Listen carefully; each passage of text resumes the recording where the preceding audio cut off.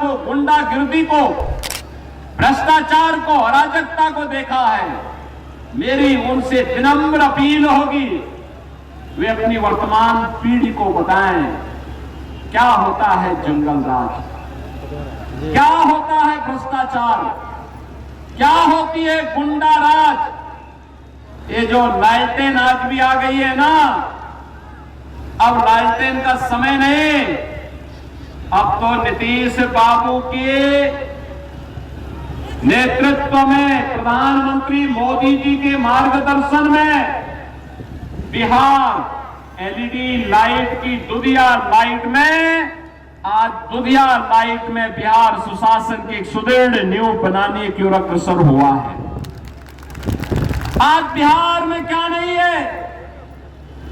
आज बिहार में सड़क है, बिहार में बिजली है, बिहार में पानी है, बिहार में अन्नदाता किसानों को प्रधानमंत्री किसान सम्मान निधि का लाभ है।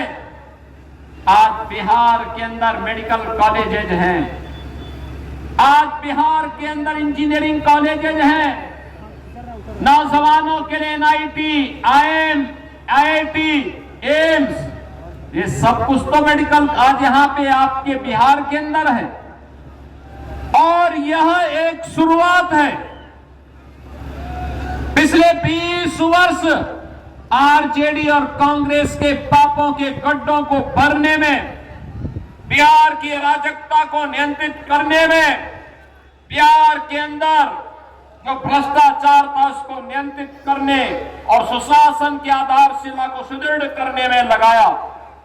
लेकिन अब इसमें एक समृद्ध बिहार की नींव को और पुख्ता करने के लिए बिहार आगे बढ़ चुका है और इसके लिए एनडीए की सरकार फिर से बिहार के अंदर आवश्यक है। बहनों और भाइयों, हम सबको भूलना नहीं चाहिए, आज जो मोदी जी ने पिछले 11 वर्ष के अंदर करके दिखाया भारत के अंदर, आपने देखा होगा 80 करोड़ लोगों को फ्री में राशन की सुविधा का लाभ, 50 करोड़ गरीबों को 5 लाख रुपए की प्रतिवर्ष स्वास्थ्य बीमा का लाभ,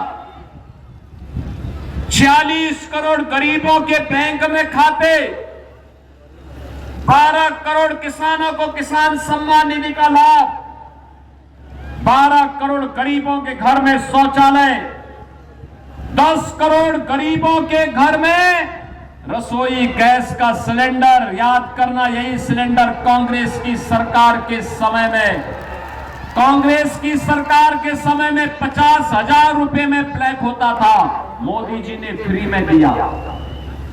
4 करोड़ गरीबों के लिए आवास बनाए, 3 करोड़ गरीबों को फ्री में बिजली के कनेक्शन भी दिए। बहनों और भाइयों, आरजेडी के लोग तो लालटेन लेकर के आते थे, केरोसिन बेच देते थे, अंधेरा होता था फिर डकैती भी डालने का काम करते थे,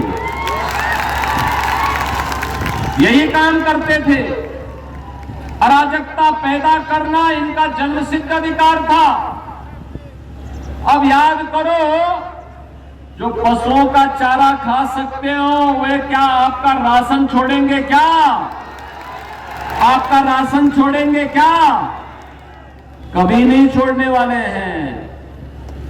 ये लोग विकास भी रोक देंगे, गरीबों के कल्याण की योजनाओं को भी रोक देंगे और इनके द्वारा फिर से जंगल राज होगा। कांग्रेस आरजेडी के समय में बिहार के अंदर, बहनों और भाइयों, 60 से अधिक जातीय नरसंहार हुए थे। याद करिए, 20,000 से अधिक अपहरण की घटनाएं हुई थी। यह अपहरण, व्यापारी का अपहरण, चिकित्सक का अपहरण, इंजीनियर का अपहरण, बच्चों का अपहरण, बेटियों का अपहरण, ये लगातार होता था और सरकार कार्रवाई करने की बजाय अपहरणकर्ताओं के सामने नतमस्तक होकर के मध्यस्थता करने की बात करती थी। बहनों और भाइयों, ये महागठबंधन में हिम्मत नहीं कि अपराधियों पर जीरो टॉलरेंस की नीति के तहत कार्य कर सके। अपराधी के खिलाफ जीरो टॉलरेंस की नीति के तहत कार्य कैसे होता है?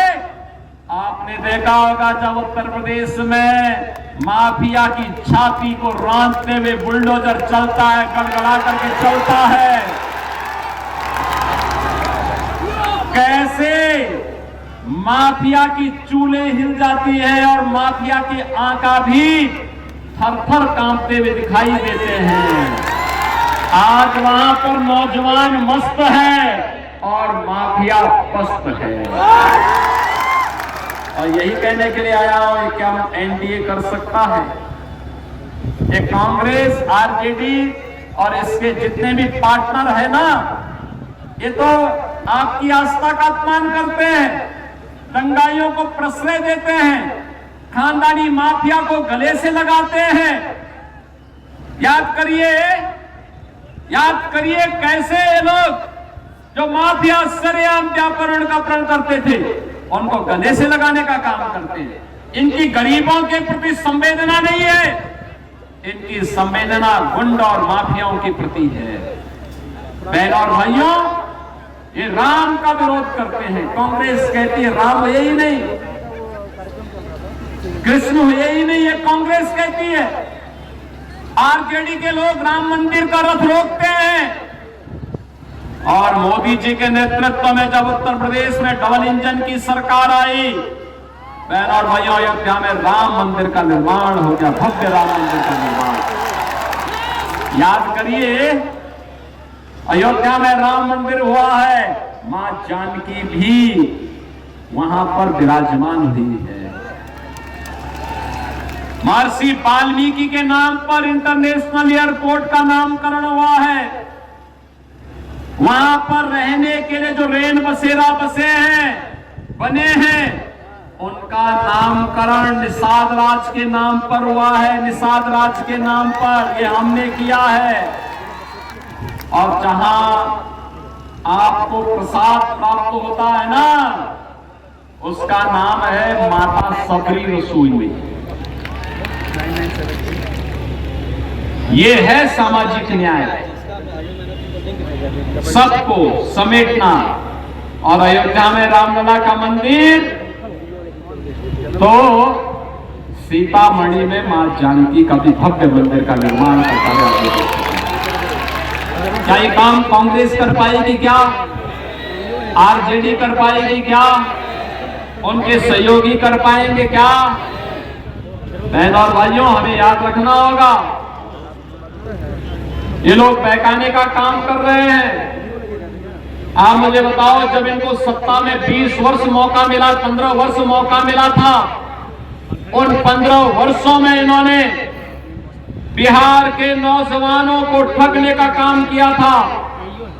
नौकरी के बहाने उनकी जमीनी हड़प डाली थी, यही तो काम किया था। अपहरण का एक उद्योग बन चुका था, नया उद्योग नहीं लगता था, लेकिन जो उद्योग पहले से था वो तो भागता था, छोड़ करके भाग रहा था, और उद्योग यहां पे अपहरण हो गया था।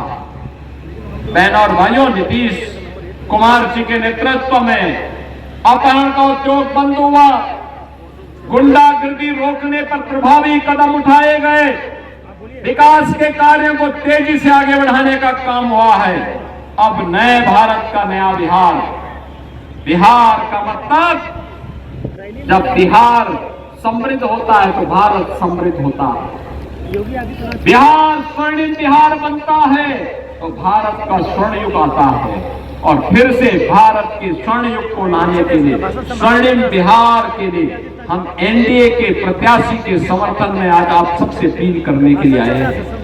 बहनों और भाइयों, एनडीए ने आपके लोकप्रिय प्रत्याशी, लोकप्रिय विधायक और भोजपुरी के एक बड़े कलाकार, देखो भोजपुरी के 2 कलाकारों को हमने भी चुनाव लड़ाया यूपी के अंदर।